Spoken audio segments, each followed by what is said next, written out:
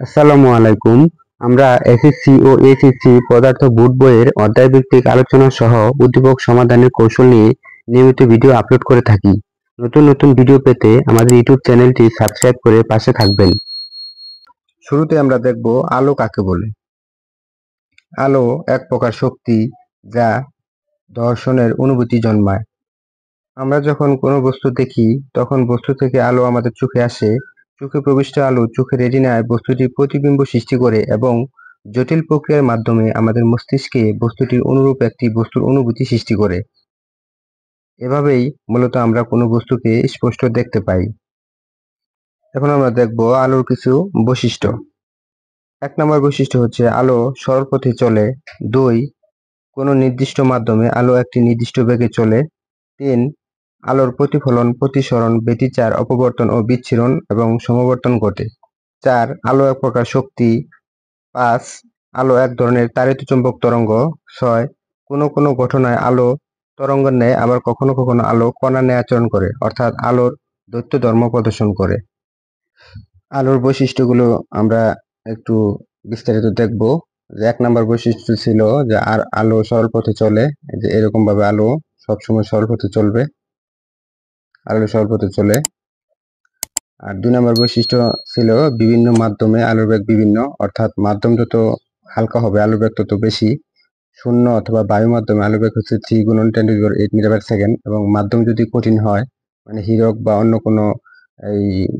কোনো কিছু হয়ে থাকে অথবা যদি পানি হয়ে থাকে তাহলে সেক্ষেত্রে আলোর বেগ কমে যাবে। মাধ্যম যদি ঘন হয় আলোর বেগ কমে যায়। তার মানে শূন্য মাধ্যমে আলোর বেগ সবচেয়ে বেশি এবং এই মাধ্যম ঘন হলে আলোর বেগ কম হয়। এই জন্য মাধ্যম ভেদে আলোর বেগে তারতম্য ঘটে। এটি ছিল আমাদের ২ নম্বর বৈশিষ্ট্য। আর ৩ নাম্বারটা যদি দেখি যে আলোর প্রতিফলন ঘটে, অর্থাৎ একটি আলোকরশ্মি এদিক বরাবর যাওয়ার পর এটা যদি দর্পণ হয়ে থাকে, দর্পণের প্রতিফলনের পর সে এদিক বরাবর আসছে, এক্ষেত্রে আপতন কোণ এবং প্রতিফলন কোণ সমান হয় প্রতিফলনের সূত্র মতে। তার মানে আলোর প্রতিফলন ঘটে। এক্ষেত্রে একটি আলোকরশ্মি এদিকে যাওয়ার পর সে অন্য মাধ্যমে চলে এসেছে। যদি অন্য মাধ্যমে চলে আসে, অর্থাৎ যদি এই আমাদের এক মাধ্যম হয়ে থাকে এই পাশে এবং এটা যদি অন্য মাধ্যম হয়ে থাকে, যদি কোনো কারণে আলোকরশ্মিটা অন্য মাধ্যমে চলে আসে তাহলে এটাকে আমরা বলবো এক মাধ্যম থেকে অন্য মাধ্যমে গেলে তখন তাকে আমরা বলি প্রতিসরণ। তার মানে আলোর প্রতিসরণ ঘটে এবং আলোর শোষণ ঘটে।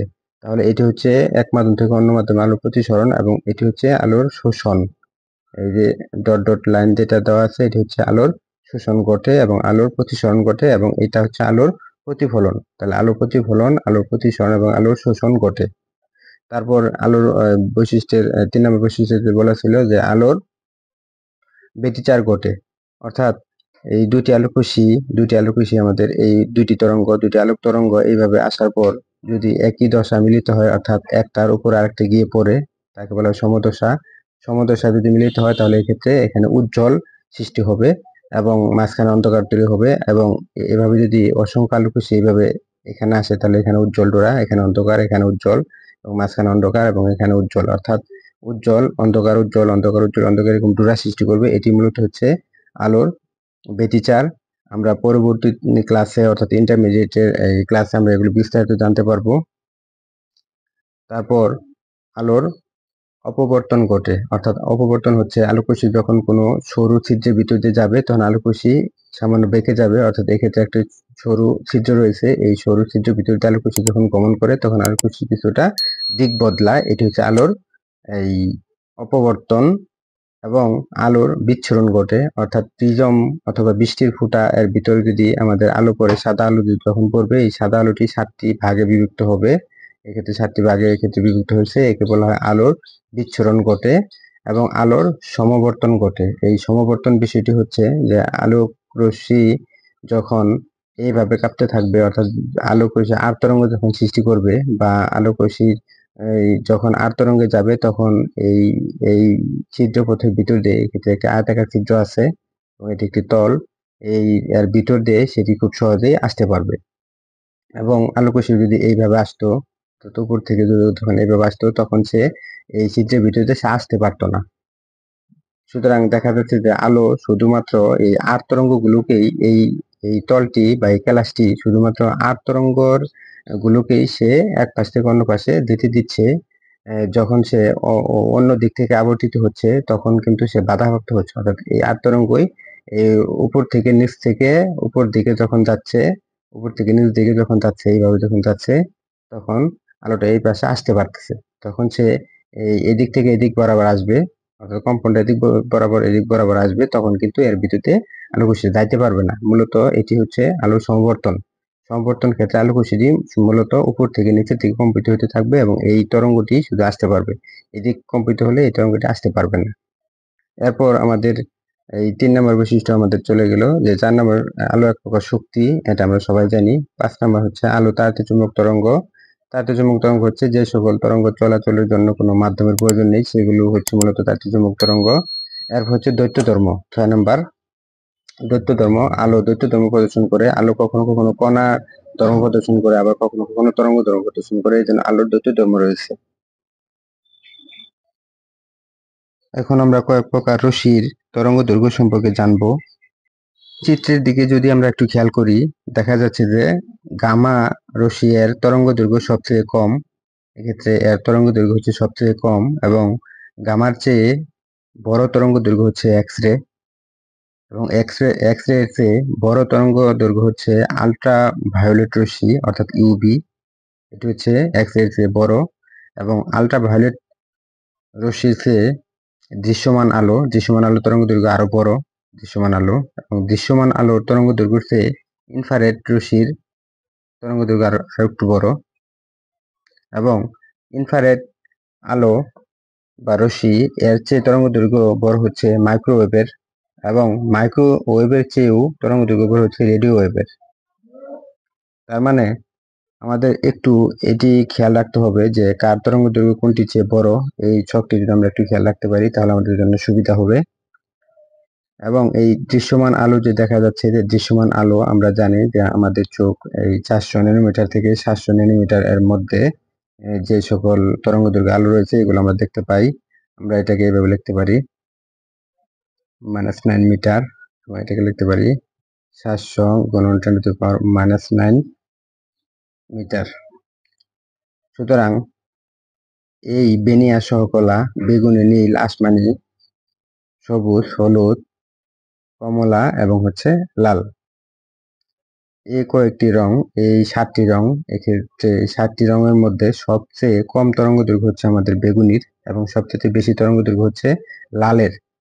এবং আমাদের একটা জিনিস মনে রাখতে হবে যে তরঙ্গ দৈর্ঘ্য যত বেশি হবে, বিচ্ছুরণ তত কম হবে। অর্থাৎ তরঙ্গ দৈর্ঘ্য এবং বিচ্ছুরণ হচ্ছে এই ব্যস্তানুপাতিক সম্পর্ক। এক্ষেত্রে তরঙ্গ দৈর্ঘ্য এবং বিচ্ছুরণের সম্পর্ক হচ্ছে ব্যস্তানুপাতিক, অর্থাৎ তরঙ্গ দৈর্ঘ্য যত বেশি হবে, আমাদের বিচ্ছুরণ তত কম হবে। এই জন্য লাল আলোর তরঙ্গ দৈর্ঘ্য যেহেতু সবচেয়ে বেশি, কারণ বাম থেকে কম এবং ডান থেকে সবচেয়ে বেশি, এর তরঙ্গ দৈর্ঘ্য বেশি হওয়ার কারণে তার বিচ্ছুরণ সবসময় কম হবে। এই জন্য বিপদ সংকেতে লাল আলো ব্যবহার করা হয়। বিপদ সংকেতে যখন লাল আলো ব্যবহার করা হয়, এটি বহুদূর পর্যন্ত, বহুদূর থেকে এটিকে দৃষ্টিগোচর হয়, এটিকে দেখতে পাওয়া যায়। এই জন্য বিপদ সংকেতে সাধারণত লাল আলো ব্যবহার করা হয়, কারণ লাল আলোর বিচ্ছুরণ কম হয়, কারণ তার তরঙ্গ দৈর্ঘ্য বেশি, এই জন্য বিচ্ছুরণ কম। তাহলে সবটি আমাদের একটু ভালো করে খেয়াল রাখতে হবে।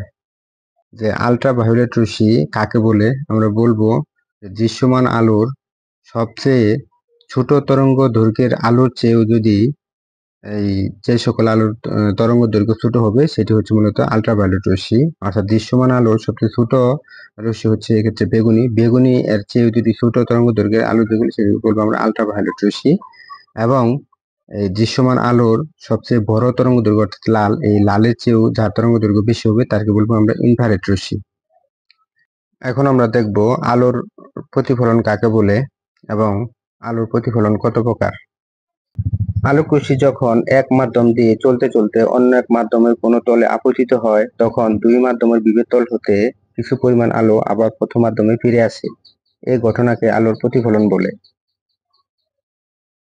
আবার যে পৃষ্ঠ হতে আলোক রশ্মি প্রতিফলিত হয়ে ফিরে আসে, তাকে প্রতিফলক পৃষ্ঠ বলে। আলোর প্রতিফলন সাধারণত দুই প্রকার, একটি হচ্ছে নিয়মিত প্রতিফলন এবং অন্যটি হচ্ছে অনিয়মিত প্রতিফলন বা ব্যাপ্ত প্রতিফলন। নিয়মিত ও অনিয়মিত বা ব্যাপ্ত প্রতিফলনের চিত্রটি একটু দেখে নেই। এটি একটি দর্পণ, এই দর্পণটি হচ্ছে মসৃণ, অর্থাৎ এখানে যে তল আছে দর্পণের বা সমতল দর্পণ, এটি হচ্ছে অত্যন্ত মসৃণ। মসৃণ থাকার কারণে এক গুচ্ছ সমান্তরাল আলোক রশ্মি এই দর্পণের উপরে এসে পড়ায়, সেটি যেভাবে সমান্তরাল এসেছে ঠিক ওই সমান্তরাল ভাবেই সে প্রতিফলিত হয়েছে। এক্ষেত্রে আপতন কোণ এবং প্রতিফলন কোণ এই দুটি সমান আছে। আমরা যদি একটু খেয়াল করি, এখানে যদি আমরা একটু লম্ব অঙ্কন করি, অর্থাৎ এটা হচ্ছে আমাদের আপতন কোণ এবং এটি হচ্ছে আমাদের প্রতিফলন কোণ, এই দুটো সমান হবে। এখানে যদি এই তলের উপর লম্ব অঙ্কন করি, এক্ষেত্রে আপতন কোণ এবং প্রতিফলন কোণ এই দুটি সমান হয়েছে, এবং এক্ষেত্রে যদি লম্ব অঙ্কন করি, আপতন কোণ প্রতিফলন কোণ সমান হয়েছে। অর্থাৎ এক্ষেত্রে এই তল মসৃণ থাকার কারণে, এই তলের মধ্যে কোনো ঝামেলা না থাকার কারণে আমরা এই যে প্রতিফলনটি পেয়েছি সেটি মূলত পেয়েছি নিয়মিত প্রতিফলন বা সুষম প্রতিফলন। আবার অনিয়মিত প্রতিফলনের দিকে যদি খেয়াল করি, যে তলটি মসৃণ নয়, অর্থাৎ এই তলটি উঁচু নিচু আছে, এই যেহেতু এটি মসৃণ না, এক্ষেত্রে আলোকরশ্মি যখন আপতিত হয়েছে, এক একটি আলোকরশ্মি এক্ষেত্রে এক এক কোণ আপতিত হওয়ার কারণে আপতন কোণ এক একটির এক এক রকম হওয়ার কারণে এক্ষেত্রে প্রতিফলন কোণও এক এক রকম হয়ে গেছে। অর্থাৎ এক্ষেত্রে আপতন কোণই এই প্রতিটি রশ্মির ভিন্ন ভিন্ন। এই যে আপতিত রশ্মি এবং এটি হচ্ছে আপতিত রশ্মি এবং এটি হচ্ছে আমাদের আপতিত রশ্মি। এই তিনটি সমান্তরাল রশ্মি যদিও সমান্তরাল, কিন্তু এক্ষেত্রে যখন আপতিত হয়েছে এই তলটি অমসৃণ থাকার জন্য এখানে বিভিন্ন কোণ আপতিত হয়েছে, অর্থাৎ আপতন কোণের মানগুলো এক না, ভিন্ন ভিন্ন। এই জন্য আপতন কোণ যেহেতু ভিন্ন ভিন্ন, তাহলে প্রতিফলন কোণ হবে ভিন্ন ভিন্ন। অর্থাৎ আপতন কোণ এবং প্রতিফলন কোণ দুটি কিন্তু সমান হবে। সমান হওয়ার ফলেও ভিন্ন ভিন্ন থাকার কারণে এই রশ্মিটি এদিক বরাবর গেছে এবং এই রশ্মিটি এদিক বরাবর গেছে এবং এই রশ্মিটি এদিক বরাবর গেছে। এক একটা আলোক রশ্মি এক এক দিকে বিক্ষিপ্তভাবে প্রতিফলিত হয়েছে। এই জন্য এটাকে আমরা বলবো অনিয়মিত প্রতিফলন বা ব্যাপ্ত প্রতিফলন। আমাদের অবশ্যই মনে রাখতে হবে, ব্যাপ্ত প্রতিফলন বা অনিয়মিত প্রতিফলনে কিন্তু এটি ভাবলে চলবে না যে এক্ষেত্রে হয়তো আপতন কোণ এবং প্রতিফলন কোণ এই দুইটি হয়তোবা সমান নয়, এটি ভাবলে হবে না। সকল প্রকার প্রতিফলনেই অবশ্যই এই আপতন কোণ প্রতিফলন কোণ কিন্তু সমান হবে। এক্ষেত্রে আমরা যদি একটু লম্ব অঙ্কন করি, এক্ষেত্রে আপতন কোণ এটা এবং প্রতিফলন কোণ এটা, এই দুটো সমান হবে। আবার এই ক্ষেত্রে যদি এটা যদি যেহেতু আপতিত রশ্মি, এক্ষেত্রে যদি আমরা লম্ব অঙ্কন করি, এটা হচ্ছে প্রতিফলিত রশ্মি, তাহলে মাঝখান দিয়ে যদি আমরা এই চিন্তা করি, এই ক্ষেত্রে এই দুইটি কোণই কিন্তু আমাদের সমান হবে। এবং এটা হচ্ছে আপতিত রশ্মি, এটা প্রতিফলিত রশ্মি। আমরা যদি এখান থেকে এই তলের উপর যদি লম্ব অঙ্কন করি, এই কোণ দুটি কিন্তু অবশ্যই সমান হবে। অর্থাৎ এই ক্ষেত্রে এই তলটি অমসৃণ থাকার কারণে এই তলটি আসলে সমতল না, এজন্য লম্বগুলো সোজাসুজি হবে না, এক একটা লম্ব এক এক দিকে হতে পারে, কিন্তু আপতন কোণ এবং প্রতিফলন কোণ অবশ্যই সমান হবে। আলোর প্রতিফলনের সূত্র হচ্ছে দুটি। এক নাম্বার হচ্ছে আপতন কোণ ও প্রতিফলন কোণ সমান হবে, অর্থাৎ চিত্রের মধ্যে আমরা দেখতে পাচ্ছি আপতন কোণ আই এবং প্রতিফলন কোণ আর, এই দুটি কিন্তু সমান হবে এক নাম্বার সূত্র মধ্যে।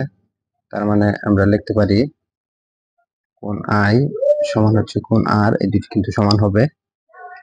এবং দুই নাম্বার হচ্ছে আপতিত রশ্মি মানে এ ও, এটি হচ্ছে আপতিত রশ্মি, এবং প্রতিফলিত রশ্মি মানে ও বি, এটি হচ্ছে প্রতিফলিত রশ্মি। আপতিত রশ্মি ও প্রতিফলিত রশ্মি এবং আপতন বিন্দুতে অঙ্কিত অবিলম্ব মানে ও এন হচ্ছে অঙ্কিত অবিলম্ব একই সমতলে থাকে। দুই নম্বর হচ্ছে আপতিত রশ্মি এবং প্রতিফলিত রশ্মি এবং আপতন বিন্দুতে অঙ্কিত অবিলম্ব একই সমতলে থাকে, এটি হচ্ছে দুই নম্বর সূত্র। একই সমতলের অর্থ হচ্ছে আমরা যদি একটি লাইট, অর্থাৎ আমরা এই বিন্দু থেকে যদি একটি লাইট এখানে মারি, একটি লাইট এখান থেকে যদি জ্বালানো হয়, তাহলে লাইটের আলোটি যখন এই দিক বরাবর আসবে, তখন ঠিক লাইটটাকে আমরা যেভাবে রাখবো, আমি যদি একটু অন্যভাবে দেখাই, যে এটি মনে করলাম যে আমরা লাইটটি যদি আমরা এইভাবে এখান থেকে যদি এই দেওয়া হয় লাইটটি যদি এই ঠিক পেপারে গা ঘেঁষে যদি যায়, তাহলে এখান থেকে প্রতিফলিত হবে ঠিক পেপারের গা ঘেঁষেই এই লাইটটি কিন্তু প্রতিফলিত হবে। কিন্তু আমরা যদি এই লাইটটিকে যদি একটু উঁচু করে দেই, অর্থাৎ এখান থেকে যদি একটু উঁচু করে যদি এখান থেকে দেই, তাহলে কিন্তু এই গা ঘেঁষে কিন্তু এই প্রতিফলিত রশ্মিটি প্রতিফলিত হবে না, অর্থাৎ এটি একটু উপর দিয়ে যাবে। এজন্য বলা হচ্ছে আপতিত রশ্মি এবং প্রতিফলিত রশ্মি এবং আপতন বিন্দুতে অঙ্কিত অবিলম্ব, এই তিনটি কিন্তু এই একই সমতলে থাকবে, অর্থাৎ এরকম একটা পেজের সমতলেই থাকবে, একসাথেই থাকবে। এটি মূলত হচ্ছে দ্বিতীয় সূত্র।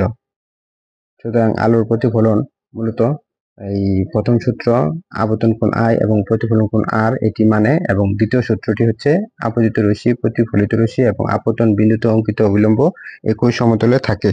এই আয়নার যে প্রথম পৃষ্ঠ থাকে, এই প্রথম পৃষ্ঠের মধ্যে মাত্র 4% আলো প্রতিফলিত হয় এবং এই আয়নার যে পিছনের পৃষ্ঠ থাকে অর্থাৎ পাড়া লাগানোর যে অংশটুকু থাকে, একটি আয়না তো মূলত এরকম ভাবে মোটা থাকে।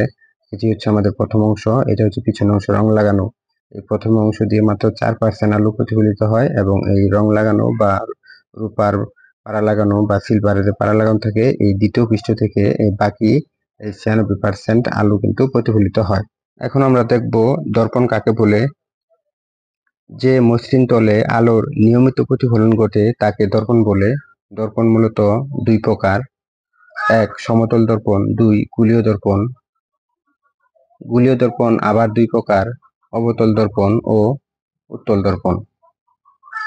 আমরা একটু পরেই অবতল দর্পণ ও উত্তল দর্পণ সম্পর্কে বিস্তারিত আলোচনা করব, যা এই অধ্যায়ের অনেক গুরুত্বপূর্ণ টপিক। চিত্রের মধ্যে আমরা দেখতে পাচ্ছি যে এটি একটি সমতল দর্পণ। সমতল দর্পণ মানে একদম সোজা। এই সমতল দর্পণের সামনে একজন মানুষ রয়েছে। এই সমতল দর্পণের এই সামনে যখন মানুষ দাঁড়ায়, আমরা বাস্তব অভিজ্ঞতা থেকে আমরা জানি যে আয়না থেকে যতদূর সামনে সে দাঁড়াবে ঠিক ততটা পিছনে অবাস্তব প্রতিবিম্ব দেখা যাবে এবং সেটি সোজা হবে। সুতরাং দেখা যাচ্ছে যে এই মানুষের এই থেকে একটি আলোকরশ্মি মাথা থেকে দর্পণের উপর লম্ব বরাবর আপতিত হয়ে আবার লম্ব বরাবর প্রতিফলিত হচ্ছে। এই প্রতিফলিত রশ্মিকে পিছন দিকে বাড়ানো হয়েছে এবং অন্য আরেকটি আলোকরশ্মি এই মানুষের পা থেকে এদিকে যাওয়ার পর সে আবার চোখে গিয়ে প্রতিফলিত হয়েছে। এই প্রতিফলিত হয়ে চোখে গিয়ে পড়েছে। এটাকে পিছন দিকে বর্ধিত করলে মনে হবে এখান থেকে আসতেছে।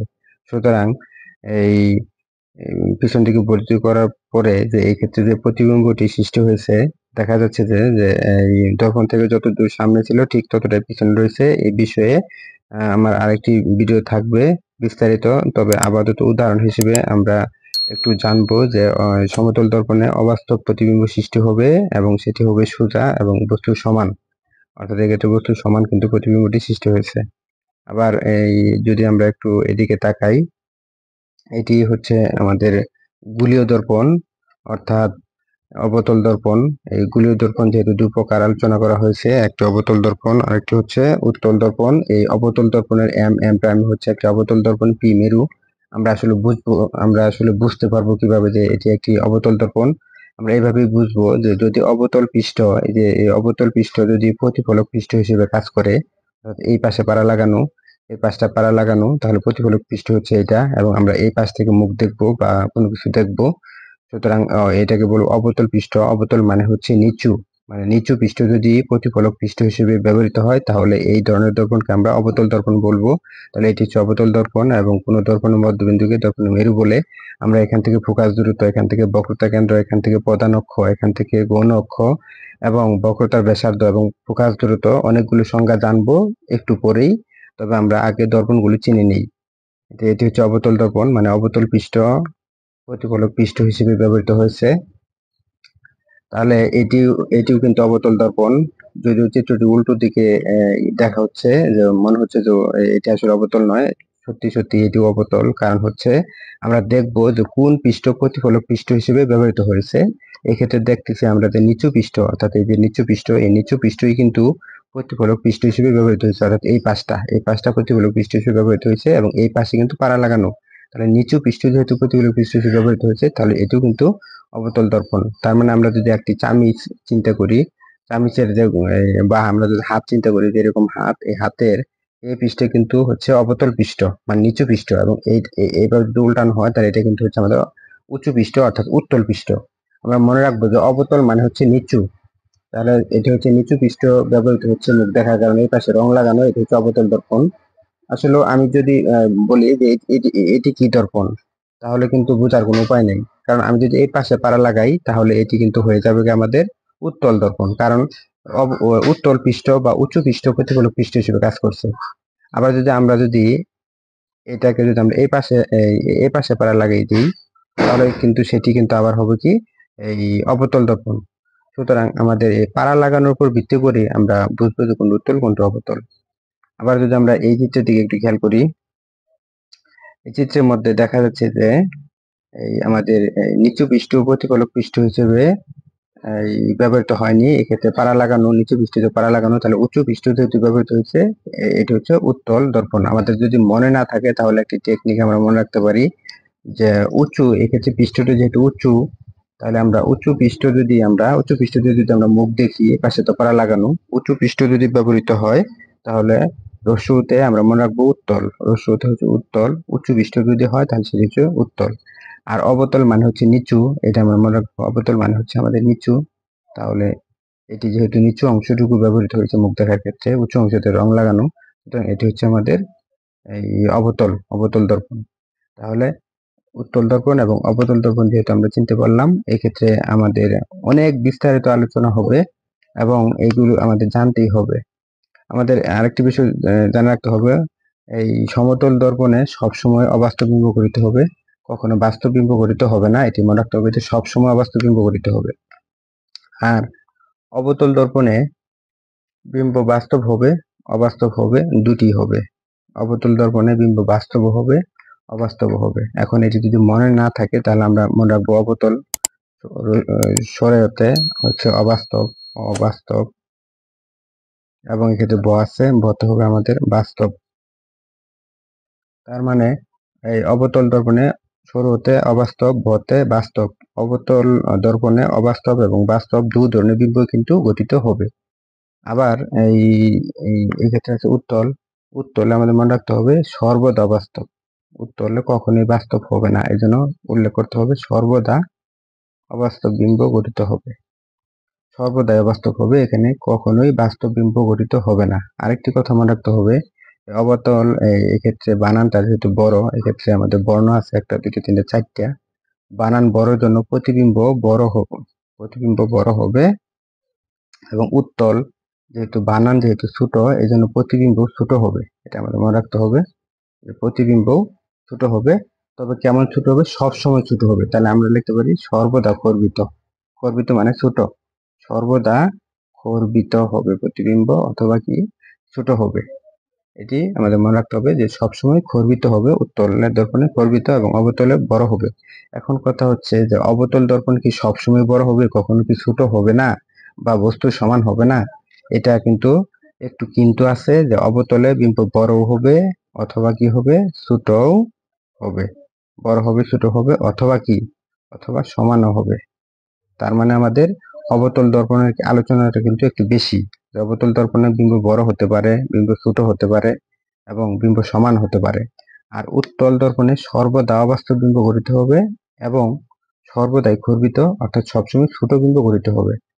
আমরা যখন এই মোটর সাইকেলের লুকিং গ্লাসে দেখি, তখন আমাদের এই মুখ কিন্তু ছোট দেখা যায়, অর্থাৎ সেক্ষেত্রে সেটি কিন্তু উত্তল দর্পণ বিম্ব ছোট দেখা যায়। এবং গাড়ির মধ্যে যে লুকিং গ্লাস ব্যবহার করে দেয় ড্রাইভার সাহেবেরা, সেক্ষেত্রেও কিন্তু তারা এই সমস্ত যাত্রীর মুখ ছোট ছোট করে, বা সমস্ত যাত্রীকেই তারা ছোট ছোট করে দেখতে পায়। এই জন্য বিম্ব যদি ছোট হয় তাহলে আমাদের ওই দর্পণগুলো দেখে বুঝতে হবে এটি হচ্ছে মূলত উত্তল দর্পণ। আর বিম্ব যদি বড় হয় তাহলে সেটি দেখে বোঝা যাবে সেটি হচ্ছে কি অবতল দর্পণ। এই সম্পর্কিত বিস্তারিত আলোচনা করব একটু পরেই। এখন আমরা দর্পণের বিভিন্ন ধরনের রশ্মিচিত্র ও বিম্ব গুলো ভালো করে বোঝার জন্য আমরা একটি চিত্রের সহায়তা নেব। মনে করি এটি একটি দর্পণ। এই দর্পণের এই পাশে পাড়া লাগালাম, তাহলে এটি অবতল দর্পণ হয়ে গেল। এম প্রাইম একটি মিরর বা দর্পণ। দর্পণের মধ্যবিন্দুকে বলা হয় মেরু।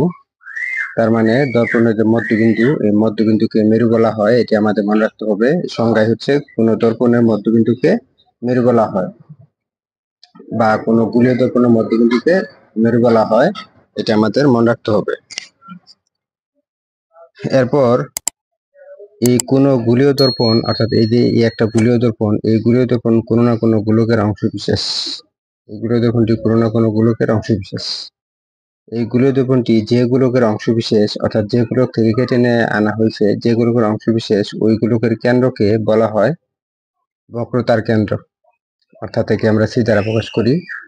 এবং মেরু এবং বক্রতার কেন্দ্রের ঠিক মাঝখানের যে জায়গাটা, এটাকে বলবো আমরা প্রধান ফোকাস, একে আমরা এফ দ্বারা প্রকাশ করি। আবার মেরু এবং প্রধান ফোকাস ও বক্রতার কেন্দ্র দিয়ে গমনকারী সরল রেখাকে বলা হয় প্রধান অক্ষ। এটা হচ্ছে প্রধান অক্ষ। প্রধান অক্ষ। আবার মেরু এবং বক্রতার কেন্দ্র পর্যন্ত যে দূরত্ব, এই মেরু থেকে বক্রতার কেন্দ্র পর্যন্ত যে দূরত্ব, এটাকে আমরা বলবো বক্রতার ব্যাসার্ধ। একে আমরা আর দ্বারা প্রকাশ করি। আবার মেরু থেকে এই প্রধান ফোকাস পর্যন্ত যে দূরত্ব, একে বলা হয় ফোকাস দূরত্ব। একে আমরা এফ দ্বারা প্রকাশ করি। তাহলে এই সংজ্ঞাগুলো জানার আগে আমাদের বুঝতে হবে যে মেরু হচ্ছে কোনো গোলীয় দর্পণের মধ্যবিন্দুকে দর্পণের মেরু বলে, এবং মেরু থেকে এই বক্রতার কেন্দ্র পর্যন্ত দূরত্বকে বলা হয় বক্রতার ব্যাসার্ধ, এবং মেরু থেকে প্রধান ফোকাস অর্থাৎ এই এফ পর্যন্ত দূরত্বকে আমরা বলবো ফোকাস দূরত্ব। একে এফ স্মল লেটার এফ দ্বারা প্রকাশ করা হয়। এবং কোনো গোলীয় দর্পণ, এটি একটি গোলীয় দর্পণ, কোনো গোলীয় দর্পণ যে গোলকের অংশ বিশেষ ওই গোলকের সেন্টারকে বা ওই গোলকের কেন্দ্রকে বলা হয় বক্রতার কেন্দ্র। তাহলে এইগুলো আমরা জানলাম, এবং এই মেরু এবং বক্রতার কেন্দ্র দিয়ে গমনকারী যেটা অক্ষ, এটাকে বলবো আমরা প্রধান অক্ষ। তাহলে এই প্রধান অক্ষ, মেরু, বক্রতার কেন্দ্র, বক্রতার ব্যাসার্ধ যেহেতু আমরা জানলাম, আমরা এই সংজ্ঞাগুলো একটু দেখে নিই। শুরুতেই আমরা দেখব মেরু কাকে বলে। গোলীয় দর্পণের প্রতিফলক পৃষ্ঠের মধ্যবিন্দুকে দর্পণের মেরু বলে। তারপর বক্রতার কেন্দ্র, গোলীয় দর্পণ যে গোলকের অংশবিশেষ সেই গোলকের কেন্দ্রকে ওই দর্পণের বক্রতার কেন্দ্র বলে। তারপর বক্রতার ব্যাসার্ধ, গোলীয় দর্পণ যে গোলকের অংশ সেই গোলকের ব্যাসার্ধকে ওই দর্পণের বক্রতার ব্যাসার্ধ বলে। তারপর হচ্ছে প্রধান অক্ষ, গোলীয় দর্পণের মেরু ও বক্রতার কেন্দ্রের মধ্য দিয়ে গমনকারী সরল রেখাকে দর্পণের প্রধান অক্ষ বলে। এরপর আমরা আরেকটি সংজ্ঞা দেখব, গৌণ অক্ষ, মেরু ব্যতীত দর্পণের প্রতিফলক পৃষ্ঠের উপরস্থ যে কোনো বিন্দু ও বক্রতার কেন্দ্রের মধ্য দিয়ে অতিক্রমকারী সরলরেখাকে গৌণ অক্ষ বলে। আমরা যদি একটু চিত্রের দিকে খেয়াল করি, এই মেরু ব্যতীত এই বক্রতার কেন্দ্র দিয়ে গমনকারী যে কোনো রেখা যদি এইভাবে আসে, যদি এইভাবে যায়, এগুলোকে আমরা বলবো কি গৌণ অক্ষ। তাহলে গৌণ অক্ষ অসংখ্য থাকতে পারে, এটা আমাদের মনে রাখতে হবে। প্রধান অক্ষ কিন্তু হচ্ছে একটি এবং গৌণ অক্ষ হচ্ছে অসংখ্য থাকতে পারে। তারপর আমরা দেখব প্রধান ফোকাস, প্রধান অক্ষের নিকটবর্তী ও সমান্তরাল রশ্মিগুচ্ছ কোনো গোলীয় দর্পণে আপতিত হয়ে প্রতিফলনের পর প্রধান অক্ষের উপর যে বিন্দুতে মিলিত হয় বা যে বিন্দু থেকে অপসৃত হচ্ছে বলে মনে হয় তাকে প্রধান ফোকাস বলে। আমরা যদি একটু চিত্রের মাধ্যমে প্রধান ফোকাসটি দেখি, তাহলে এরকম দেখাবে। চিত্রের মধ্যে আমরা দেখতে পাচ্ছি যে একগুচ্ছ আলোকরশ্মি, অর্থাৎ এটি অবতল দর্পণ। অবতল দর্পণের মধ্যে একগুচ্ছ আলোকরশ্মি, এই যে 1, 2, 3, 4, এই 4টি আলোকরশ্মি, এটা হচ্ছে প্রধান অক্ষ। এই প্রধান অক্ষের সমান্তরালে এই 4টি আলোকরশ্মি দর্পণের উপর আপতিত হয়েছে। আপতিত হওয়ার পর এটা এদিক চলে আসছে, এটা এদিক চলে গেছে, এটা এদিকে আপতিত হওয়ার পর এদিক চলে গেছে, এবং এটা এদিকে আপতিত হওয়ার পর এটা এদিক বরাবর চলে গেল। প্রত্যেকটি প্রতিফলিত রশ্মি কিন্তু এই যে প্রতিফলিত রশ্মিগুলো পরস্পর এই বিন্দুতে মিলিত হয়েছে, এজন্য এটি হচ্ছে আমাদের প্রধান ফোকাস। আবার উত্তল দর্পণের ক্ষেত্রে যদি আমরা একটু খেয়াল করি, উত্তল দর্পণের ক্ষেত্রে এটি হচ্ছে প্রধান অক্ষ। এই প্রধান অক্ষের সমান্তরালে এই যে এই আলোকরশ্মিটা আপতিত হয়েছে, এবং এটা আপতিত হয়েছে, এটা আপতিত হয়েছে, এটা আপতিত হয়েছে, এগুলো হচ্ছে আপতিত রশ্মি।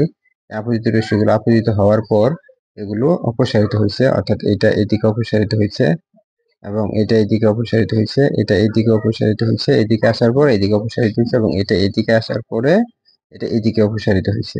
এই অপসারিত রশ্মিগুলো, অর্থাৎ এইটা এবং এইটা এবং এইটা এবং এইটা, এই 4টাকে যদি পিছন দিকে বর্ধিত করা হয়, তাহলে এরা একটা বিন্দুতে গিয়ে ছেদ করে আমাদের কাছে মনে হবে এই রশ্মিগুলো, এই অপসারিত রশ্মিগুলো এখান থেকে আসতেছে। এই জন্য যে বিন্দুতে মিলিত হয়েছে এই পিছন দিকে বর্ধিত করার পরে এই বিন্দুকে আমরা বলবো প্রধান ফোকাস, অর্থাৎ এটা উত্তল দর্পণের ক্ষেত্রে। তার মানে এদিকে পারা লাগানো থাকবে ভিতর দিকে যদি পারা লাগানো থাকে, তাহলে এটা হচ্ছে উত্তল দর্পণ। উত্তল দর্পণের ক্ষেত্রে আলোকরশ্মি এই এফ বিন্দু থেকে অপসারিত হচ্ছে বলে মনে হবে, এবং অবতল দর্পণে আলোকরশ্মি এফ বিন্দুতে গিয়ে মিলিত হবে, অর্থাৎ যে জায়গায় মিলিত হবে সেটি মূলত প্রধান ফোকাস। আর যে জায়গা থেকে আসছে বলে মনে হবে, মানে অবাস্তব, সেটি হচ্ছে কি আমাদের প্রধান ফোকাস। অর্থাৎ যেহেতু এক্ষেত্রে প্রকৃতপক্ষে আলোকরশ্মি এসে মিলিত হয়েছে, এই জন্য এর প্রধান ফোকাসকে আমরা বা ফোকাস দূরত্বকে আমরা পজিটিভ ধরবো, একে আমরা পজিটিভ ধরবো। এবং এখান থেকে প্রকৃতপক্ষে আলোকটা তো আসে নাই, এই জন্য এটাকে আমরা ধরবো, এই ফোকাস দূরত্বকে ধরবো, অর্থাৎ এই যে মেরু থেকে এফ পর্যন্ত দূরত্ব, এই ফোকাস দূরত্ব এফকে আমরা ধরবো নেগেটিভ ধরবো। এটা অঙ্ক করার সময় আমরা বিস্তারিত জানবো। এই জন্যই সংজ্ঞাতে বলা ছিল এরকম: প্রধান অক্ষের নিকটবর্তী ও সমান্তরাল রশ্মিগুচ্ছ কোনো গোলীয় দর্পণে আপতিত হয়ে প্রতিফলনের পর প্রধান অক্ষের উপর যে বিন্দুতে মিলিত হয়, অবতল দর্পণে মিলিত হয়, অথবা যে বিন্দু থেকে অপসৃত হচ্ছে বলে মনে হয়, অর্থাৎ এই বিন্দু থেকে মনে হচ্ছে এই রশ্মিগুলো চলে আসতেছে, এই জন্য এই বিন্দুটাকে আমরা বলবো কি প্রধান ফোকাস। আমরা এখন দেখব অবতল দর্পণে কিভাবে প্রতিবিম্ব সৃষ্টি হয় এবং কত প্রকার প্রতিবিম্ব সৃষ্টি হতে পারে সে বিষয়টি বিস্তারিত। আসলে অবতল দর্পণেই বাস্তব ও অবাস্তব দুই ধরনের বিম্ব গঠিত হয়, এটি আমরা ইতিমধ্যে আলোচনা করেছি। এবং উত্তল দর্পণে সর্বদাই অবাস্তব বিম্ব গঠিত হয় এবং সেটিও আমরা আলোচনা করব। আমরা এখন শুরুতেই দেখব অবতল দর্পণে কিভাবে এই বিম্বগুলো গঠিত হয়। অবতল দর্পণের আমরা দেখতে পাচ্ছি যে এটি অবতল দর্পণ। আসলে অবতল দর্পণের বিম্ব গঠন গুলো বুঝতে গেলে আমরা এই কিছু টেকনিক আছে, টেকনিকগুলোর মাধ্যমে মনে রাখতে পারি অথবা টেকনিক ছাড়া মনে রাখতে পারি। আমাদের উচিত হবে এমন ভাবে ভালো করে বোঝা যাতে করে টেকনিক ছাড়াই আমাদের সারা জীবন মনে থাকে। তবুও আমি এক্ষেত্রে একটি টেকনিক শুরুতে দেখব, তারপর আমরা টেকনিক ছাড়াটাই দেখব। মনে করি এম প্রাইম একটি অবতল দর্পণ, পি হচ্ছে মেরু, এফ হচ্ছে প্রধান ফোকাস, সি বক্রতার কেন্দ্র এবং এটি হচ্ছে অসীম দূরত্ব, অর্থাৎ ডট ডট ডট এই বিন্দুগুলো হচ্ছে অসীম দূরত্বে। তাহলে আমরা মনে রাখবো অসীম দূরত্বে যদি বস্তু থাকে তাহলে প্রতিবিম্ব গঠিত হবে এই প্রধান ফোকাসে, এটা আমরা মনে রাখবো। তার মানে অসীমে থাকলে ফোকাস তলে, অর্থাৎ এই যে প্রধান ফোকাস তলে বিম্ব গঠিত হবে। এখন অসীমে যদি বস্তু থাকে তাহলে ফোকাসতলে বিম্ব গঠিত হবে, এটি বোঝার জন্য আমরা এক কাজ করব। এই একের সাথে অর্থাৎ 1 নাম্বার অবস্থান, এটি 2 নাম্বার অবস্থান, 3 number, 4 number, 5 number, 6 number. 1 number অবস্থানে যদি বস্তু থাকে তাহলে এই প্রতিবিম্ব গঠিত হবে 5 নম্বর অবস্থানে। এটা আমরা বুঝবো কিভাবে? আমরা একের সাথে কত যোগ করলে 6 হবে এটি মনে রাখবো, যে একের সাথে 5 যোগ করলেই 6 হয়, অর্থাৎ এই যে ক্ষেত্রে একের সাথে 5 যোগ করা হয়েছে 6, অর্থাৎ 1 নাম্বার অবস্থানে বস্তু থাকলে প্রতিবিম্ব গঠিত হবে 5 নম্বর অবস্থানে, অর্থাৎ প্রতিবিম্ব এক্ষেত্রে 5 নম্বর অবস্থানে গঠিত হবে। আবার 2 নম্বর অবস্থানে যদি বস্তু থাকে তার মানে বস্তুটি অসীম এবং বক্রতার কেন্দ্রের মধ্যে, অসীম এবং বক্রতার কেন্দ্রের মাঝে যদি বস্তুটি থাকে 2 নম্বর অবস্থানে, তাহলে প্রতিবিম্ব গঠিত হবে 4 নম্বর অবস্থানে, অর্থাৎ বক্রতার কেন্দ্র ও প্রধান ফোকাসের ভিতরে। কারণ এই 2 এর সাথে যদি আমরা 4 যোগ করি তাহলে কিন্তু আমাদের 6 হয়, অর্থাৎ 2 নম্বর অবস্থানে বস্তু থাকলে প্রতিবিম্ব গঠিত হবে 4 নাম্বার। একইভাবে এই 3 নাম্বার অবস্থানে যদি বস্তু থাকে তাহলে প্রতিবিম্ব গঠিত হবে 3 নাম্বার অবস্থানে, কারণ 3 এর সাথে 3 যদি যোগ করা হয় তাহলে কিন্তু 6 হবে। এক্ষেত্রে 3 এর সাথে 3 যোগ করলে 6, 3 এ বস্তু থাকলে 3 এই প্রতিবিম্ব গঠিত হবে। একইভাবে যদি 4 নাম্বার অবস্থানে বস্তু থাকে অর্থাৎ সি এবং এফ এর মধ্যে, প্রতিবিম্ব গঠিত হবে কিন্তু 2 নাম্বার অবস্থানে, কারণ 4 এর সাথে 2 যোগ করলে 6 হয়। এভাবে 5 নাম্বার অবস্থানে যদি বস্তু থাকে প্রতিবিম্ব গঠিত হবে অসীমে 1 নাম্বারে, কারণ 5 এর সাথে 1 যোগ করলে 6 হবে। আবার 6 নাম্বার যদি বস্তু থাকে, এটি হচ্ছে ব্যতিক্রম, 6 যদি বস্তু থাকে তাহলে প্রতিবিম্ব গঠিত হবে দর্পণের পিছনে, এই পাশে চলে আসবে, দর্পণের পিছন পাশে চলে আসবে। তার মানে এই 1 2 3 4 5 এই 5 নাম্বার অবস্থান পর্যন্ত বিম্বগুলো দর্পণের সামনে গঠিত হবে এবং 6 নাম্বার অবস্থান থেকে বিম্বটি পিছনে গঠিত হবে। এখন আমরা এটি এইভাবে যদি মনে না থাকে আমরা সরাসরি মুখস্থ করে ফেলবো। অসীমে থাকলে ফোকাসতলে, অর্থাৎ একে থাকলে এই 5 নম্বরে ফোকাসতলে, এবং সি ও অসীমের মধ্যে থাকলে সি এর ভিতরে, অর্থাৎ বক্রতার কেন্দ্র এবং অসীমের মাঝখানে বস্তু থাকলে এই প্রতিবিম্ব চলে যাবে সি এর ভিতরে। সি এর বাইরে যদি বস্তু থাকে মানে 2 নম্বর অবস্থানে প্রতিবিম্ব চলে যাবে সি এর ভিতরে, অর্থাৎ 4 নম্বরে। তারপর সিতে থাকলে বস্তু যদি সিতে থাকে প্রতিবিম্ব সিতে গঠিত হবে, সিতে থাকলে প্রতিবিম্ব সিতেই গঠিত হবে। সি এর ভেতরে বস্তু থাকলে সি এর বাইরে হবে, অর্থাৎ বস্তু যদি 4 নম্বর অবস্থান থাকে প্রতিবিম্ব হবে সি এর বাইরে, অর্থাৎ 2 নম্বর অবস্থানে। আবার এফ এ থাকলে অসীমে, বস্তু যদি এই প্রধান ফোকাসে থাকে তাহলে প্রতিবিম্ব গঠিত হবে অসীমে, অর্থাৎ এই যে 1 নাম্বার গঠিত হবে। আবার বস্তু যদি ফোকাস এবং মেরুর ভিতরে থাকে প্রতিবিম্ব হবে দর্পণের পিছনে, মেরু ও এফ এর মধ্যে থাকলে দর্পণের পিছনে বিম্ব গঠিত হবে। এই কয়েকটা নিয়ম আমাদের জানা থাকলে আমরা এই চিত্রগুলো খুব সহজেই আঁকতে পারবো এবং এটি জানা খুব জরুরি। এখন আমরা দেখব বস্তু যদি অসীমে থাকে তখন চিত্রটা হবে এরকম। আমি পূর্ব থেকে চিত্রগুলো অঙ্কন করে রেখেছি যাতে করে আমাদের ভিডিওটার দৈর্ঘ্য কম হয়। তো বস্তু যদি অসীমে থাকে তাহলে আমাদের বস্তুর দূরত্বকে ইউ দ্বারা প্রকাশ করা হয়। ইউ এর মান যদি অসীম হয়, অসীম থেকে যদি কোনো আলোকরশ্মি দর্পণে এসে আপতিত হয় তাহলে সেটি তির্যকভাবে আসবে, এটি মনে রাখতে হবে। তাহলে তির্যকভাবে আসার পর এই রশ্মিটি এদিকে চলে গেল এবং এই রশ্মিটি এদিক বরাবর চলে গেল। এই চলে যাওয়ার পর প্রতিফলিত রশ্মিদ্বয় ফোকাস তলে মিলিত হবে এবং বিম্ব হবে অত্যন্ত খর্বিত, মানে অত্যন্ত ছোট। অর্থাৎ ফোকাস তলে এক্ষেত্রে যদি আমরা একটা তল কল্পনা করি, এরকম আয়তাকার একটা লম্ব বরাবর যদি তল কল্পনা করি, তাহলে এই ফোকাস তলে বিম্বটি গতিত গতিত হবে। সুতরাং যদি পরীক্ষা প্রশ্ন আসে যে বস্তু অসীমে থাকলে প্রতিবিম্ব কিরূপ হবে, রশ্মি চিত্র অঙ্কন করে দেখাও, তখন আমাদের এই চিত্রটি অঙ্কন করতে হবে। কারণ আমরা জানি যে বস্তু যদি অসীমে থাকে তাহলে প্রতিবিম্ব গঠিত হয় ফোকাস তলে। অর্থাৎ এই যে আমরা এই যে চিত্রের মাধ্যমে আমরা কিছুক্ষণ আগে বুঝি, বস্তু যদি অসীমে থাকে প্রতিবিম্ব গঠিত হবে, একের সাথে 5 যোগ করলে হবে ফোকাস তলে। অর্থাৎ তখন আমাদের এই চিত্রটি দিতে হবে। তাহলে যাওয়ার পর আমরা লিখবো বিম্বের অবস্থান, লিখবো ফোকাস তলে।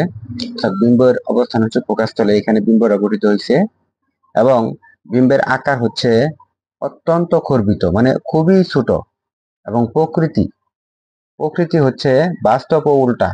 অর্থাৎ বাস্তব আমরা এটা কিভাবে বুঝবো, আসলে প্রকৃতপক্ষে আলোটা এসে মিলিত হয়েছে, এই জন্য হচ্ছে বাস্তব এবং উল্টো। কারণ এই প্রধান অক্ষের নিচে কিন্তু প্রতিবিম্বটা চলে এসেছে। প্রধান অক্ষের নিচে যদি প্রতিবিম্ব আসে তাহলে সেটি উল্টো হয়, এবং প্রধান অক্ষের উপরে যদি বিম্ব থাকতো তাহলে সেটি সোজা হতো। তাহলে এক্ষেত্রে বাস্তব ও উল্টো হয়েছে।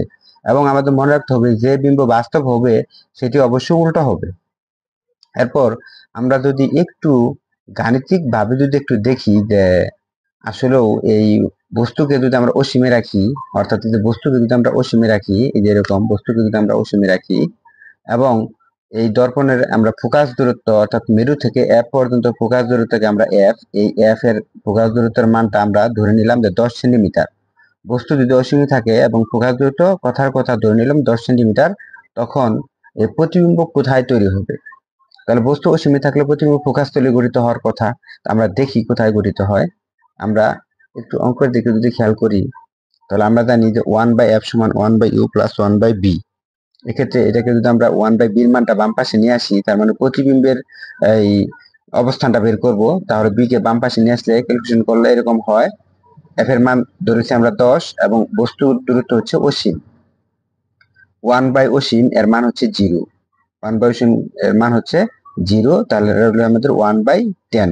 যদি 1/10 থাকে তাহলে এটাকে উল্টে দেওয়ার পর b সমান 10 সেন্টিমিটার। অর্থাৎ বস্তুকে রেখেছিলাম আমরা অসীমে, বস্তু যখন অসীমে ছিল তখন প্রতিবিম্ব গঠিত হয়েছে 10 সেন্টিমিটার দূরে। তাহলে 10 সেন্টিমিটার দূরে যদি প্রতিবিম্ব গঠিত হয় তাহলে প্রতিবিম্বর এই যে এই দূরত্বটা হচ্ছে 10 সেন্টিমিটার। এখান থেকে এই মেরু থেকে এই টোটাল দূরত্ব হচ্ছে আমাদের 10 সেন্টিমিটার। অর্থাৎ b সমান আমরা কত পেলাম আমরা 10 সেন্টিমিটার। তাহলে প্রতিবিম্ব গঠিত হয়েছে 10 সেন্টিমিটার দূরে। আবার ফোকাস দূরত্ব হচ্ছে 10 সেন্টিমিটার। তাহলে প্রতিবিম্ব এবং ফোকাস দূরত্ব দুটি যেহেতু 10 সেন্টিমিটার, তাহলে আমরা বলতে পারি প্রতিবিম্ব ফোকাস তলে গঠিত হবে। তার মানে আমাদের এই রশ্মি চিত্র যা বলছে এবং আমাদের গণিত কিন্তু তাই বলছে। আর একটা বিষয় হচ্ছে 1/0 সমান এর মান যে 0, 1/ইনফিনিটি মানে যে 0। কারণ আমরা এটাকে আমরা এইভাবে একটু বিশ্লেষণ করতে পারি যে 1/ইনফিনিটি যদি হয়, 1 ইনফিনিটি মানে হচ্ছে 1/0। যদি এটাকে আমরা উল্টে দেই তাহলে এটা ক্যালকুলেশন যদি করি তাহলে 1 ইন্টু 0/1 এরকম হবে। এর সাথে গুণ দিলে হবে 0, টোটালটা গুণ দিলে হয়ে যাবে আমাদের 0। এইভাবে এটার মান আসলে 0 আসছে। এখন আমরা যদি দেখি যে বিম্বের আকার, আমরা বলছি যে বিম্বের আকার হবে অত্যন্ত খর্বিত। বিম্বের আকার যেহেতু অত্যন্ত খর্বিত হবে, এটা আমরা একটু দেখি অত্যন্ত খর্বিত এটা কিভাবে হবে। আমরা জানি বিম্বের আকার m সমান মডুলাস মাইনাস b/u। এটা হচ্ছে সূত্র, বিম্বের আকার সূত্র। b হচ্ছে প্রতিবিম্বের দূরত্ব, u হচ্ছে বস্তুর দূরত্ব। প্রতিবিম্বের দূরত্ব আমরা পেয়েছি 10 সেন্টিমিটার, এক্ষেত্রে আমরা 10 বসালাম, এবং বস্তুর দূরত্ব ছিল u মানে অসীম, এক্ষেত্রে আমরা অসীম বসালাম। বসানোর পরে আমরা যদি কোন সংখ্যাকে যদি আমরা অসীম দ্বারা ভাগ করি তাহলে এটা মান হবে আমাদের 0। অর্থাৎ এই যে আমরা কিছুক্ষণ আগে দেখেছি 1 কে আমরা ইনফিনিটি দ্বারা ভাগ করলে যদি 0 হয়, তাহলে 10 কে এটা দ্বারা ভাগ করলে এর মান হবে 0 হবে। যদি 0 হয় তাহলে বিবর্ধন হচ্ছে অত্যন্ত খর্বিত, অর্থাৎ বিম্বের আকার হচ্ছে খুবই ক্ষুদ্র, 0 কাছাকাছি। তাহলে এই জন্য আমরা বলছি অত্যন্ত খর্বিত, এই যে অত্যন্ত খর্বিত। আর বাস্তব ও উল্টো, প্রকৃতি হচ্ছে বাস্তব উল্টো। বাস্তব আমরা কিভাবে বুঝবো? আমরা বুঝবো এই বি এর মান যেহেতু ধনাত্মক আসছে, বি এর মান যেহেতু এই ক্ষেত্রে ধনাত্মক আসছে, ধনাত্মক আসলে আমাদের বুঝতে হবে বিম্বটি হচ্ছে বাস্তব, আর বাস্তব বিম্ব সবসময় উল্টো হয়। এভাবেই আমরা বিভিন্ন রশ্মিচিত্র অঙ্ক বুঝতে পারবো। আরেকটি বিষয় মনে রাখতে হবে, বিবর্ধন এম সমান 0 হলে অত্যন্ত গর্বিত, আর এম সমান 1 হলে যদি এই মানটা আমাদের 1 আসতো তাহলে হয়তো এই প্রতিবিম্ব হতো বস্তুর সমান দৈর্ঘ্যের, অর্থাৎ বস্তু এবং প্রতিবিম্ব দুইটা সমান। আবার এম সমান 2 হলে এই প্রতিবিম্বের দৈর্ঘ্য হচ্ছে বস্তুর দ্বিগুণ। এম সমান 3 হলে প্রতিবিম্বের দৈর্ঘ্য বস্তুর 3 গুণ। আবার এম লেস দেন 1 হলে এম এর মান যদি হাফ আসতো বা অন্য কোনো সংখ্যা আসতো একের চাইতে কম, তাহলে বিম্বটি হতো আমাদের খর্বিত, এবং এম এর মান যদি একের চাইতে বড় হয় তখন হবে বিম্বটি বিবর্ধিত। এক অপেক্ষা বড় হলে বিবর্ধিত, এক অপেক্ষা কম হলে খর্বিত, এবং একের সমান হলে সমান, এবং এম সমান 2 হলে দ্বিগুণ বড়, 3 হলে 3 গুণ বড়। এই বিষয়টি আমাদের জানা থাকতে হবে। আরেকটি মৌলিক বিষয় হচ্ছে যে এটির ব্যাখ্যা আমরা কিভাবে দিব। এটির ব্যাখ্যা আমরা আসলে মূলত এইভাবে দিব, অসীম থেকে এক গুচ্ছ আলোক রশ্মি দর্পণের উপর আপতিত হয়ে আমরা নাম দিয়ে দিতে পারি যে এখানে আর, এখানে এস, এখানে আমরা এক্স, এখানে ওয়াই বিন্দুতে আপতিত হওয়ার পর এই পথে প্রতিফলিত হয়। প্রতিফলিত রশ্মিদ্বয় পরস্পর এই বিন্দুতে ছেদ করে আমরা নাম দিয়ে দিব, এবং এই প্রধান অক্ষের উপর থেকে তার উপর লম্ব টানি। লম্ব টানার পরে এটি হচ্ছে কি ওই লক্ষ্যবস্তুটির বাস্তব ও উল্টো প্রতিবিম্ব। এই একটু সামান্য ব্যাখ্যা দিলে হবে। এটি বিভিন্ন গাইড বই বা এই টেক্সট বইয়ের মধ্যেও এই বর্ণনাগুলো আছে। সুতরাং একটি বর্ণনা এই নিজের মতো করে শিখলেই এই বর্ণনাগুলো দেওয়া খুব সহজ হয়ে যাবে।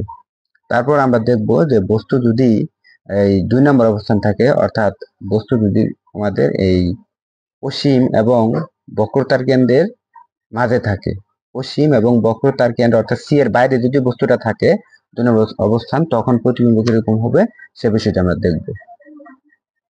এখন বস্তুটি যদি এই বক্রতার কেন্দ্র এবং অসীমের মাঝে থাকে, অর্থাৎ 2 নম্বর অবস্থানে থাকে, তখন রশ্মিচিত্র কিরকম হবে সেটি আমরা একটু বিস্তারিত দেখি। বস্তু অসীম ও বক্রতার কেন্দ্রের মধ্যে থাকে, অর্থাৎ বক্রতার কেন্দ্র হচ্ছে এটা এবং অসীম হচ্ছে এই বাম পাশে, এটা অসীম। এর মধ্যে যে কোনো জায়গাতে যদি বস্তুটি থাকে, এটি একটি বস্তু, তাহলে বস্তু থেকে একটি আলোক রেখা প্রধান অক্ষের সমান্তরালে, পি হচ্ছে মেরু, এই প্রধান অক্ষের সমান্তরালে একটি আলোক রশ্মি দর্পণের উপর আর বিন্দুতে আপতিত হওয়ার পর আর এস পথে প্রতিফলিত হবে। অর্থাৎ সমান্তরালে গেলে এটি প্রধান ফোকাস দিয়ে যাবে। এটি হচ্ছে এক প্রকার সূত্র। এবং অন্য আরেকটি আলোক রশ্মি দর্পণের বক্রতার কেন্দ্র দিয়ে গমন করে আবার বক্রতার কেন্দ্র বরাবরই প্রতিফলিত হবে। এখন এই প্রতিফলিত রশ্মিদ্বয় পরস্পর এই বি প্রাইম বিন্দুতে ছেদ করে। এখন এ প্রাইম বি প্রাইম লম্ব টানি, এ প্রাইম বি প্রাইম হচ্ছে এ বি লক্ষ্যবস্তুর বাস্তব ও উল্টো প্রতিবিম্ব। বাস্তব হওয়ার কারণ হচ্ছে এটি আলোটা আসলে মিলিত হয়েছে, এবং এই উল্টো প্রতিবিম্ব হওয়ার কারণ হচ্ছে প্রধান অক্ষের নিচে প্রতিবিম্বটি গঠিত হয়েছে। এখন এক্ষেত্রে চিত্রটি হবে এরকম, আমরা এটি বর্ণনাটা নিজে নিজে দিতে পারবো। এই বর্ণনাটা আমরা নিজে নিজে দিব, আমি যেভাবে বললাম ঠিক সেভাবে। এখন এর অবস্থানটা কোথায় হয়েছে, আমরা যদি একটু অবস্থানটা যদি দেখি, অবস্থানের দিকে আমরা দেখতে পারবো যে প্রতিবিম্ব গঠিত হচ্ছে সি এবং এফ এর ভিতরে, অর্থাৎ এটা সি এবং এফ এর ভিতরে প্রতিবিম্ব। তাহলে আমাদের মনে রাখতে হবে বস্তু ছিল সি এর বাইরে, তাহলে সি এর বাইরে যদি বস্তু থাকে তাহলে প্রতিবিম্ব গঠিত হবে এই সি এর ভিতরে। এটা আমরা মনে রাখলে আমাদের এই চিত্রটি আমাদের মস্তিষ্কের মধ্যে বেসে যাবে, তখন বেসে গেলে তখন আমরা এটা খুব সহজেই মনে করে লিখতে পারবো। এখন প্রতিবিম্ব কিরকম হবে, খর্বিত হবে প্রতিবিম্ব, অর্থাৎ দেখা যাচ্ছে যে এটি একটু বড় রেখা এবং এটি হচ্ছে একটি ছোট রেখা, অর্থাৎ প্রতিবিম্ব হচ্ছে একটু খর্বিত, অর্থাৎ প্রতিবিম্ব ছোট হবে।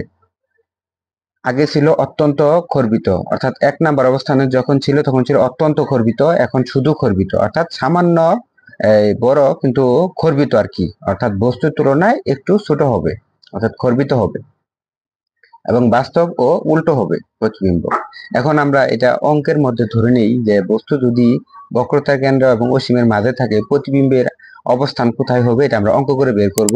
অর্থাৎ আমরা অঙ্ক করে যদি বের করি তাহলে আমরা ধরে নেই যে এই দর্পণের ফোকাস দূরত্ব 10 সেন্টিমিটার এবং বস্তুটি আছে 30 সেন্টিমিটার দূরে। কারণ এই ফোকাস দূরত্ব যদি 10 হয় তাহলে এতটুকু পর্যন্ত হচ্ছে আমাদের 10, এবং ফোকাস দূরত্ব থেকে বক্রতার কেন্দ্র পর্যন্ত আরো হচ্ছে 10, অর্থাৎ 10 10 20, তাহলে 20 এর চাইতে বেশি দূরত্ব আছে এটা, এই জন্য আমরা ধরে নিচ্ছি যে 30 সেন্টিমিটার দূরে আছে।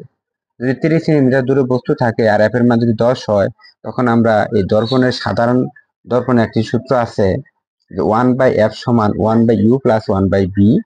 এই সূত্রটি আমরা ব্যবহার করে ভির মানটা আমরা বের করে নিব। এই যে 10 আর 30 বসানোর পরে ক্যালকুলেশন যদি করি, তাহলে ভিডিওটা শর্ট করার জন্য আমি ক্যালকুলেশনটুকু আগে করে রেখেছি।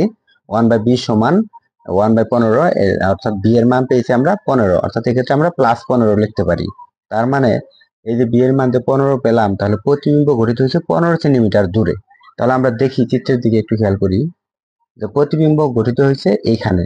তার মানে পি থেকে এফ পর্যন্ত যদি 10 হয়ে থাকে, অর্থাৎ ফোকাস দূরত্ব যদি 10 হয়ে থাকে, তাহলে এক্ষেত্রে আবার এফ থেকে সি পর্যন্ত আরো 10, কিন্তু আরো 10 এর চাইতে কম আছে। তাহলে এই পর্যন্ত 10 এবং 10 এর চাইতে একটু বেশি, তাহলে মোটামুটি 15 বা এই 20 এর চাইতে কম হবে, অর্থাৎ 15 মিটার, 15 সেন্টিমিটার। তাহলে 15 সেন্টিমিটার দূরে এই প্রতিবিম্বটি কিন্তু আমাদের অঙ্ক অনুসারে গঠিত হয়েছে। অর্থাৎ এই সেম প্রশ্ন রশ্মি চিত্র অঙ্কন করেও আসতে পারে, অথবা অঙ্ক করেও সমাধান দিতে বলা হতে পারে। ঠিক একইভাবে আমরা আকারটা বের করবো। আকারটা বড় হবে না ছোট হবে, সেটি সূত্র হচ্ছে এম সমান মডুলাস মাইনাস বি/ইউ। বি এর মান বসাবো আমরা এই 15, অর্থাৎ +15, সূত্রে কিন্তু মাইনাস আছে।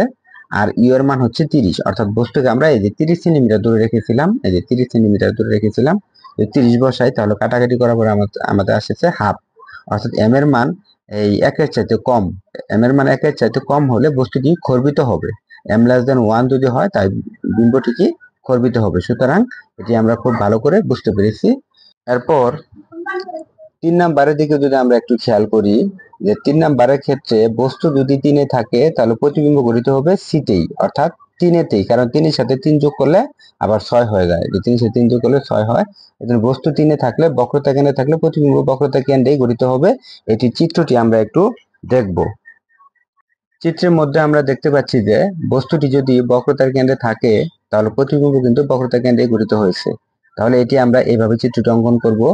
বিবিন্দু থেকে একটি আলোকরশ্মি প্রধান অক্ষের সমান্তরালে যাওয়ার পর প্রধান ফোকাস দিয়ে যাবে।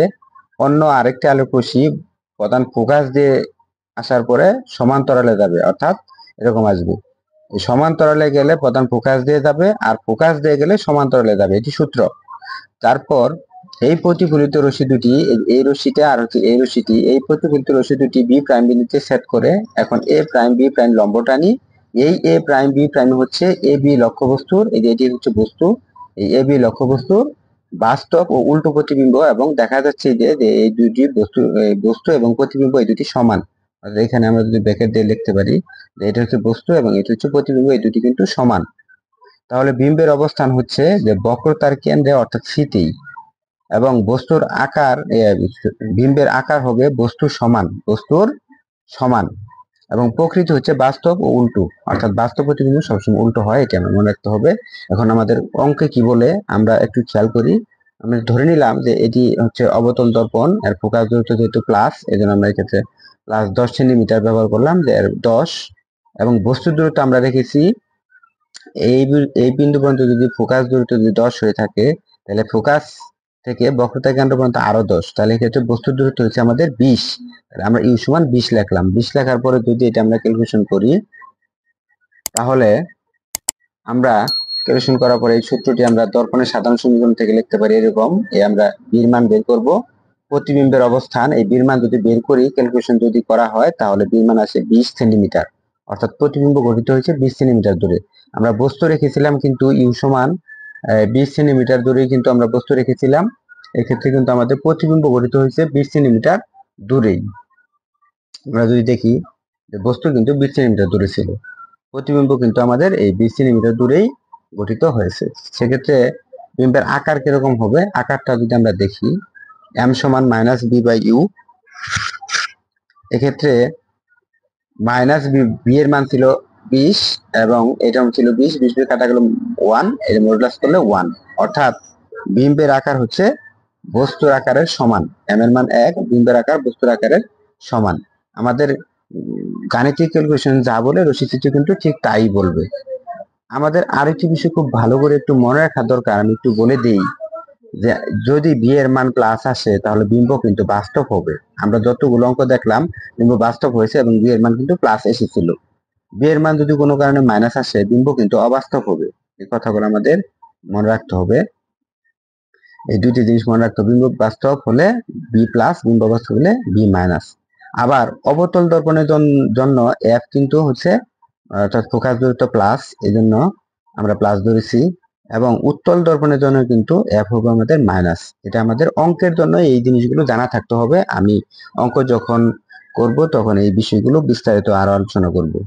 এখন আমরা দেখব, বস্তুকে যদি আমরা প্রধান ফোকাস এবং বক্রতার কেন্দ্রের মাঝে রাখি, অর্থাৎ বস্তুকে যদি সি এবং এফ এর মাঝখানে থাকে, প্রতিবিম্ব গঠিত হবে এই সি এর বাইরে। বস্তু সি এর ভিতরে থাকলে প্রতিবিম্ব গঠিত সি এর বাইরে, কারণ 4 এর সাথে 2 যোগ করলে আমাদের 6 হয়। অর্থাৎ এই এখানে থাকলে প্রতিবিম্ব গঠিত হবে সি এর বাইরে। এটি আমরা একটু বিস্তারিত দেখব।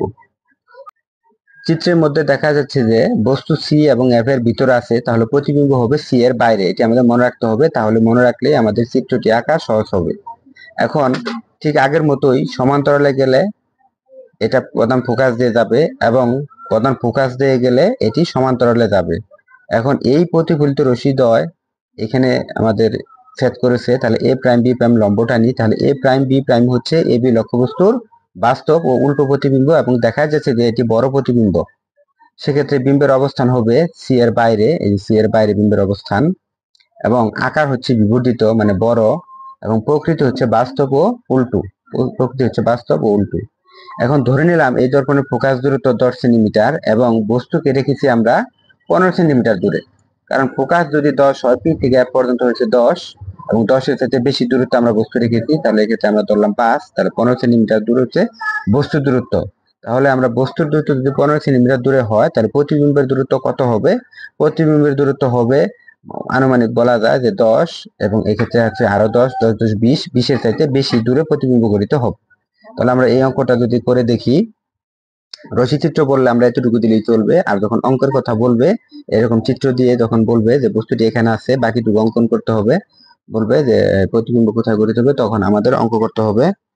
আমরা যদি একটু এদিকে দেখি অঙ্কের দিকে, তখন আমরা ঠিক আগের মতোই বি এর মান বের করে দেখব।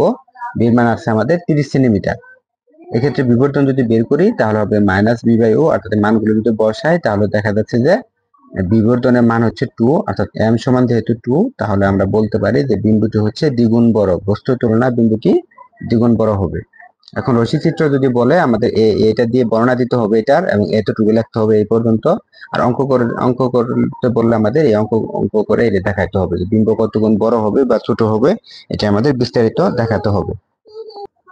এখন আমরা দেখব, বস্তু যদি ঠিক প্রধান ফোকাসে থাকে, অর্থাৎ ঠিক এফ এর মধ্যে থাকে, প্রতিবিম্ব কোথায় গঠিত হবে? আমরা জানি বস্তু যদি ঠিক প্রধান ফোকাসে থাকে তাহলে প্রতিবিম্ব গঠিত হবে অসীমে, অর্থাৎ এই 1 নম্বর অবস্থানে, অর্থাৎ এই অসীমে গঠিত হবে। কারণ 5 এর সাথে 1 যোগ করলে 6 হয়, এইভাবে মনে রাখতে পারি। অথবা আমরা ডাইরেক্ট মুক্ত করে ফেলবো, বস্তু এখানে থাকলে অসীমে বিম্ব গঠিত হবে। এখন চিত্রটি যদি আমরা দেখি একটু, বস্তু ঠিক ফোকাসে থাকলে চিত্রটি এরকম হবে। বস্তুটি ঠিক ফোকাসে রাখা হয়েছে, এই যে এফ তে রাখা হয়েছে। এই বস্তুটির আমি যদি নাম দেই এ বি, এ এবং বি, এই বস্তুটি বি বিন্দু থেকে আলোক রশ্মি দর্পণে আপতিত হওয়ার পর সমান্তরালে গেলে, প্রধান অক্ষের সমান্তরালে যদি আলোটি যায় তাহলে এটি প্রধান ফোকাস দিয়ে যাবে, এবং অন্য আরেকটি আলোক রশ্মি দর্পণের বক্রতার কেন্দ্র বরাবর আপতিত হয়ে দর্পণের বক্রতার কেন্দ্র বরাবরই প্রতিফলিত হবে। এই যে প্রতিফলিত হয়েছে, প্রতিফলিত হয়ে এদিক চলে আসবে। তাহলে এই প্রতিফলিত রশ্মিদ্বয় কিন্তু তারা সমান্তরাল, কাজে এরা এই পাশে মিলিত হবে না। যদি মিলিত হয় তাহলে সেটি অসীমে গিয়ে মিলিত হবে, এবং এই পাশে যদি আমরা বর্ধিত করি তাহলে এটিও সমান্তরাল এবং এই পাশেও মিলিত হবে না। যদি মিলিত হয় তাহলে অসীমে গিয়ে মিলিত হবে। সুতরাং বিম্বের অবস্থান হবে অসীমে, বিম্বের অবস্থান হবে অসীমে, এই পাশে অসীমে, এই পাশে অসীমে, এবং আকার হবে অত্যন্ত বিবর্ধিত, আকার হবে অনেক বড়। কারণ অনেক বড় এই জন্যই, এটা যদি আমরা বর্ধিত করি এবং এই রেখাটা যদি অসীমে চলে যায়, অসীম থেকে যখন আমরা লম্ব টানবো এটা হবে অনেক বড়, অত্যন্ত বিবর্ধিত। এবং প্রকৃতি কি, বিম্বটি বাস্তব হবে না অবাস্তব হবে? দর্পণের পিছনে যদি গঠিত হয় তাহলে বিম্বটি হচ্ছে অবাস্তব, কারণ এক্ষেত্রে আলোটি প্রকৃতপক্ষে আসেনি। তাহলে দর্পণের পিছনে গঠিত হলে বিম্বটি হবে অবাস্তব ও সোজা। কারণ সোজা কেন? কারণ এই যে এটি হচ্ছে প্রধান অক্ষ, প্রধান অক্ষের উপরে যদি বিম্বটি গঠিত হয় তাহলে হচ্ছে সোজা। দর্পণের পিছনে গঠিত হলে হবে অবাস্তব ও সোজা, এবং দর্পণের সামনে যদি গঠিত হয়, অর্থাৎ এই পাশে যদি গঠিত হয়, এটা যদি এদিক গঠিত করি আমরা, তাহলে এটা অসীমে গিয়ে মিলিত হবে, তখন উপর থেকে লম্ব টানলে এটা অনেক বড় হবে এবং আকার হচ্ছে অত্যন্ত বিবর্ধিত এবং সেটি হবে বাস্তব, বাস্তব ও উল্টো। অর্থাৎ এক্ষেত্রে আমরা বলতে পারি যে কোনো বস্তুকে ফোকাসে রাখলে প্রতিবিম্ব বাস্তব হতে পারে, অবাস্তব হতে পারে এবং সেটি হবে অসীমে। অবাস্তব হলে দর্পণের পিছনে অসীমে, বাস্তব হলে দর্পণের সামনে অসীমে। এখন আমরা যদি একটু এই অঙ্কের মাধ্যমে যদি এই রশ্মি চিত্রটি বলি, যে আমাদের অঙ্কে কি বলে, এই আসলে মূলত অঙ্কগুলো দেখানো হয়েছে এই জন্যই, আমরা রশ্মি চিত্রগুলো বোঝানোর জন্যই। এখন এই সূত্র অনুসারে আমরা মান বসালাম। দর্পণটি ফোকাস দূরত্ব ধরা হয়েছে 10, এই জায়গাটা আমরা ধরে নিলাম 10। আর ফোকাস দূরত্ব যদি 10 হয়, বস্তুকে রাখা হয়েছে 10 সেন্টিমিটার দূরেই, অর্থাৎ ফোকাসে। তাহলে 10 সেন্টিমিটার দূরেই যদি বস্তুকে রাখা হয়, তখন আমরা 1/10 - 1/10, এই 1/10 বিয়োগ বিয়োগ চিহ্ন আছে, বিয়োগ চলে গেলে থাকে 0। তাহলে এটাকে উল্টায় দিলে হয় 1/0। 1/0 মানে হচ্ছে আমাদের ইনফিনিটি, অসীম। এই যে প্রতিবিম্ব গঠিত হয়েছে আমাদের অসীম, অর্থাৎ এই অসীমের প্রতিবিম্ব গঠিত হয়েছে। এক্ষেত্রে m সমান -b/u, এখানে b এর মান পেয়েছি আমরা অসীম এবং এটা পেয়েছি 10। অসীমকে কোন সংখ্যা দ্বারা ভাগ করলেও অসীমের মান কমে না, এই জন্য অসীম অসীম, অর্থাৎ বিবর্তন হচ্ছে অনেক বড়। m এর মান অসীম মানে অনেক বড়, অত্যন্ত বিবর্তিত বিম্ব গঠিত হবে। আরেকটি কথা হচ্ছে এই যে অসীম সাধারণত দুই প্রকার, আমরা জানি যে পজিটিভ অসীম আর হচ্ছে আমাদের নেগেটিভ অসীম। এক্ষেত্রে এই বিম্বটি যদি দর্পণের সামনে গঠিত হয় এপাশে, তাহলে উত্তর হচ্ছে আমাদের পজিটিভ অসীম, তাহলে বাস্তব এবং অত্যন্ত বিবর্ধিত। আর এই পাশে যদি বিম্বটি গঠিত হয়, তাহলে বিম্বটি হবে অবাস্তব এবং অত্যন্ত বিবর্ধিত। এবং মনে রাখতে হবে বাস্তব বিম্ব সবসময় এই উল্টো হয় এবং অবাস্তব বিম্ব সবসময় সোজা হয়। এখন আমরা দেখব বস্তুটি যদি ফোকাসের ভিতরে এখানে রাখা হয়, অর্থাৎ ফোকাস থেকে আর একটু সামনে রাখা হয়, তখন প্রতিবিম্ব কিরকম হবে। চিত্রের মধ্যে আমরা স্পষ্ট দেখতে পাচ্ছি যে এটা হচ্ছে এফ এবং এফ এর ভিতরে একটি বস্তুর নাম রাখা হয়েছে এবি। এবি থেকে বি থেকে একটা আলোক রশ্মি দর্পণের উপর এই যে এদিক সোজা বরাবর আসছে, আশা করে এটি ফোকাস দিয়ে যাবে, এই ফোকাস দিয়ে গেল। এবং অন্য আরেকটা আলোক রশ্মি বি থেকে দর্পণের বক্রতার কেন্দ্র বরাবর আপতিত হয়ে বক্রতার কেন্দ্র বরাবরই প্রতিফলিত হয়েছে। এক্ষেত্রে দুটি রশ্মি আপতিত হয়েছে। এক্ষেত্রে একটা হচ্ছে আপতিত এদিকে সোজা সোজা হয়ে এদিক বরাবর আসছে, আর একটি হচ্ছে বক্রতার কেন্দ্র বরাবর আপতিত হয়ে বক্রতার কেন্দ্র বরাবরই প্রতিফলিত হয়েছে। এই প্রতিফলিত রশ্মি দুটি পরস্পর সমান্তরাল নয়, এই জন্য এই প্রতিফলিত রশ্মি দুটিকে পিছন দিকে বর্ধিত করলে এরা বি প্রাইম বিন্দুতে ছেদ করে। সুতরাং এক্ষেত্রে দেখা যাচ্ছে যে এই এবি লক্ষ্যবস্তুটির এ প্রাইম বি প্রাইম হচ্ছে অবাস্তব ও সোজা প্রতিবিম্ব। কারণ এটা অবাস্তব হচ্ছে প্রকৃতপক্ষে আলোটি এসে মিলিত হয়নি, এই জন্য অবাস্তব। আর সোজা হওয়ার কারণ হচ্ছে এটি প্রধান অক্ষের উপরে বিম্বটি গঠিত হয়েছে, এই জন্য সোজা। তাহলে বিম্বের অবস্থান হবে দর্পণের পিছনে এবং আকার হচ্ছে বিবর্ধিত। দেখা যাচ্ছে যে এই আকারটি হচ্ছে একটু বড়, বস্তুর প্রতিবিম্বের আকারটি বড় এবং প্রকৃতি হচ্ছে অবাস্তব ও সোজা। এখন ধরে নিলাম এটার ফোকাস দূরত্ব হচ্ছে এই যে পি থেকে এফ পর্যন্ত 10 সেন্টিমিটার এবং বস্তুকে রাখা হয়েছে 5 সেন্টিমিটার দূরে, অর্থাৎ তার ভিতরে 10-এর ভিতরে রাখা হয়েছে 5 সেন্টিমিটার দূরে। তাহলে এফ এর ভিতরে বস্তু মানে 5 সেন্টিমিটার দূরে যদি বস্তু রাখা হয়, তখন প্রতিবিম্ব কোথায় গঠিত হবে আমাদের অঙ্কে কি বলে। যদি আমরা অঙ্ক করে আসি, তখন ইউ এর মান ধরবো আমরা 5 এবং এফ এর মান 10। যদি ক্যালকুলেশন করা হয়, তখন বি এর মান আছে আমাদের 10 সেন্টিমিটার, অর্থাৎ প্রতিবিম্ব গঠিত হয়েছে 10 সেন্টিমিটার দূরে। মাইনাস কেন আসছে এক্ষেত্রে? মাইনাস অঙ্কতে মাইনাস আসছে, যে মাইনাস দ্বারা বোঝা যাচ্ছে যে প্রতিবিম্বটি হচ্ছে অবাস্তব। আমি পূর্বে বলেছি বি যদি মাইনাস হয় তখন প্রতিবিম্ব হবে অবাস্তব, এজন্য প্রতিবিম্ব কিন্তু অবাস্তব হয়েছে। আর অবাস্তব বিম্ব সোজা হয়, এটা আমরা জানি। বিবর্তন যদি বের করি, বিবর্তন m সমান -b/u, এটাকে যদি আমরা মডুলাস করে দেই, তাহলে যেরকম বি এর মান ছিল -10, মাইনাস মাইনাসে +5, তাহলে একে কাটাকাটি বলা হয় 2, তাহলে m এর মান আছে আমাদের 2। তার মানে বস্তুর তুলনায় প্রতিবিম্বটি দ্বিগুণ বড় হয়েছে, এটা আমরা বলতে পারি। রশ্মি চিত্র আঁকলে আমরা রশ্মি চিত্র অঙ্কন করে এটা ব্যাখ্যা দিব এই পর্যন্ত। আর অঙ্ক যখন আমাদের আসবে তখন আমাদের এইভাবে করতে হবে। আমরা অঙ্কের ডিটেলস, এই অঙ্ক কিভাবে করতে হবে সেটি আমার ভিডিওর মধ্যে থাকবে। হয়তো ভিডিওটি দীর্ঘায়িত হয়ে যাবে, এই জন্য পরবর্তীতে আমি শুধু এই গাণিতিক সমস্যা নিয়ে আলোচনা করব। তো আমার ভিডিওটি যদি ভালো লেগে থাকে তাহলে অবশ্যই চ্যানেলটি সাবস্ক্রাইব করে পাশে থাকবেন। ধন্যবাদ। এখন আমরা দেখব উত্তল দর্পণে প্রতিবিম্ব কিভাবে সৃষ্টি হয়। আসলে আমরা অবতল দর্পণে যতগুলো প্রতিবিম্ব দেখেছি, উত্তল দর্পণে কিন্তু মাত্র একটি মাত্র প্রতিবিম্ব সৃষ্টি হয় এবং সেটি হচ্ছে শুধুমাত্র অবাস্তব প্রতিবিম্ব সৃষ্টি হয়। উত্তল দর্পণে সর্বদা অবাস্তব বিম্ব গঠিত হয়। আমরা চিত্রের দিকে যদি খেয়াল করি, একটি বস্তুকে প্রথমে এবি অবস্থান রাখা হয়েছে, অর্থাৎ এবি বস্তুটিকে এই 1 নম্বর অবস্থান রাখা হয়েছে। তখন একটি আলোকরশ্মি প্রধান অক্ষ হচ্ছে এটা, প্রধান অক্ষের সমান্তরালে যাওয়ার পর এটি এমন ভাবে অপসারিত হবে যেন প্রধান ফোকাস থেকে আসতেছে বলে মনে হবে, অর্থাৎ রশ্মিটি এদিক যাওয়ার পর এদিক প্রতিফলিত হবে। তাহলে এই রশ্মিকে পিছন থেকে বর্ধিত করলে মনে হবে এটি অ্যাপ থেকে আসতেছে।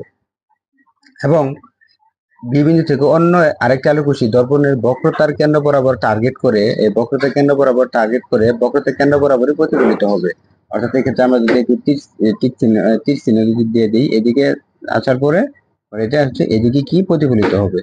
এই প্রতিফলিত রশ্মিকে পিছন দিকে বর্ধিত করলে, এই যে ডট ডটটাকে বর্ধিত করে দেখা যাচ্ছে যে এরা এই বিন্দুতে ছেদ করেছে।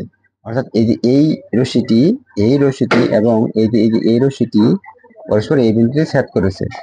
যেহেতু এই বিন্দু সেট করছে, এখন এর উপরে যদি লম্ব টানি, আমরা এই যে লম্ব টানি, তাহলে দেখা যাচ্ছে যে প্রতিবিম্বটি কিন্তু ছোট দেখা যাচ্ছে, অর্থাৎ এবি বস্তুরই একটি অবাস্তব প্রতিবিম্ব এবং সেটি খর্বিত দেখা যাচ্ছে। বস্তুটিকে যদি আমরা 2 নম্বর অবস্থানে রাখি তাহলে দেখা যাবে যে এই রশ্মিটি এদিক যাওয়ার পর এদিকে চলে যাবে, এটিকে পিছন থেকে বর্ধিত করলে এই পূর্ব রশ্মিটি, এবং এখান থেকে অন্য আরেকটা রশ্মি দর্পণের বক্রতার কেন্দ্র বরাবর আপতিত হবে, আবার বক্রতার কেন্দ্র বরাবরই প্রতিফলিত হবে। এই প্রতিফলিত রশ্মিতে পরস্পর এই বিন্দুতে ছেদ করবে, অর্থাৎ এই আগের তুলনায় একটু উপরে ছেদ করবে। তখন এখান থেকে লম্ব টানলে এটা হচ্ছে 2 নম্বর অবস্থান। দেখা যাচ্ছে যে বস্তুটির আকারে, প্রতিবিম্বটির আকার একটু বড় হয়েছে। বস্তুর আকারের অবশ্যই বড়, বস্তুর তুলনায় একটু ছোট, কিন্তু পূর্বের তুলনায় একটু বড় হয়েছে। অর্থাৎ বস্তুকে যত উত্তল দর্পণে যত সামনের দিকে নিয়ে যাওয়া যাবে ততই প্রতিবিম্বের আকার বড় হয়। এখন বস্তুটিকে যদি আমরা 3 নম্বর অবস্থানে নিয়ে যাই, এখানে যদি নিয়ে আসি, তাহলে 3 নম্বর অবস্থানে নিয়ে গেলে একটা আলোকরশ্মি এদিক যাওয়ার পর এদিক চলে যাবে এবং অন্য আরেকটি আলোকরশ্মি দর্পণের বক্রতার কেন্দ্র বরাবর আপতিত হবে, অর্থাৎ এই বরাবর আপতিত হবে, আবার এই বরাবরই হচ্ছে আমাদের প্রতিফলিত হবে। এই প্রতিফলিত রশ্মিতে পরস্পর এই বিন্দুতে ছেদ করবে। এখন এই বিন্দুতে ছেদ করলে দেখা যাচ্ছে যে প্রতিবিম্বটি কিন্তু এই একটু এটা তুলনায় এটা বড়, এটা তুলনায় আবার এটা একটু বড় হয়েছে। যতই বড় হোক না কেন কখনোই কিন্তু বস্তুর সমান বড় হতে পারে নাই। সুতরাং আমরা মনে রাখবো যে উত্তল দর্পণে প্রতিবিম্ব সবসময় এই খর্বিত হবে, সর্বদা খর্বিত হবে। তাহলে বিম্বের অবস্থান হচ্ছে দর্পণের পিছনে বিম্বের অবস্থান, এবং সর্বদাই খর্বিত ও অবাস্তব ও সোজা প্রতিবিম্ব হয়েছে। এবং আমরা যদি অঙ্ক ক্যালকুলেশন করি, আমাদের মনে রাখতে হবে এটি যেহেতু উত্তল দর্পণ, এর জন্য প্রকাশ দূরত্ব কিন্তু মাইনাস। আমি আগেও বলেছি যে উত্তল দর্পণ হলে এফ এর মান মাইনাস ধরতে হয়, আর বস্তুর দূরত্ব সবসময় পজিটিভ। তো বস্তুকে আমরা মোটামুটি ধরে নিলাম যে 30 সেন্টিমিটার দূরে। বস্তু যদি 30 সেন্টিমিটার দূরে থাকে তখন প্রতিবিম্ব কিরকম হবে, আমরা যদি অঙ্ক করে বের করি তখন প্রতিবিম্বের দূরত্ব দেখা যাচ্ছে যে 7.5 সেন্টিমিটার দূরে, এবং প্রতিবিম্বের দূরত্ব মান মাইনাস আসার অর্থ হচ্ছে এক্ষেত্রে এই প্রতিবিম্বটি হচ্ছে অবাস্তব। বি এর মান মাইনাস হলে বোঝা যাবে প্রতিবিম্বটি হচ্ছে অবাস্তব, আর বি এর মান যদি প্লাস হয় প্রতিবিম্বটি হচ্ছে বাস্তব। আর এটা অবাস্তব প্রতিবিম্ব, এবং দর্পণের পিছনে গঠিত হয়েছে অবাস্তব প্রতিবিম্ব, এবং 7.5 সেন্টিমিটার দূরে। তাহলে এই দর্পণের ফোকাস দূরত্ব ছিল 10 সেন্টিমিটার, এই দর্পণের ফোকাস দূরত্ব ছিল 10 সেন্টিমিটার। তাহলে ফোকাসের চাইতেও কম দূরত্বে, তার মানে ফোকাসের ভিতরে বিম্ব গঠিত হয়েছে, অর্থাৎ এটির দূরত্বের মান হচ্ছে 7.5 সেন্টিমিটার দূরে বিম্বটি গঠিত হয়েছে। বস্তুকে আমরা যতই অগ্রসর করব ততই প্রতিবিম্ব দর্পণের পিছনে সামনের দিকে অগ্রসর হতে থাকবে এবং একটু বড় আকৃতির দেখা যাবে। এক্ষেত্রে আমরা আকারটা যদি দেখি, বি এর মান বসালাম -7.5, ইউ এর মান বসালাম 30, ক্যালকুলেশন করলে আসবে 1/4, অর্থাৎ বিবর্তনের মান 1 এর তুলনায় কম, 4/1 এই জন্য আমরা বলতে পারি m<1। সুতরাং বিম্ব হচ্ছে খর্বিত। সুতরাং দেখা যাচ্ছে যে উত্তল দর্পণে সর্বদা অবাস্তব বিম্ব গঠিত হয়। পরীক্ষায় যদি প্রশ্ন আসে যে উত্তল দর্পণে অবাস্তব বিম্ব গঠিত হয়, এটি রশ্মি চিত্র অঙ্কন করে দেখাও, তাহলে আমাদের এই চিত্রটি অঙ্কন করে দেখাতে হবে। ভিডিওটি যদি ভালো লেগে থাকে তাহলে অবশ্যই চ্যানেলটি সাবস্ক্রাইব করে পাশে থাকবেন, এবং পরবর্তী ভিডিও পাওয়ার জন্য বেল আইকন অন করে রাখবেন, যাতে করে পরবর্তী ভিডিও আপলোড করলে সাথে সাথে আপনারা নোটিফিকেশন পেতে পারেন। ধন্যবাদ।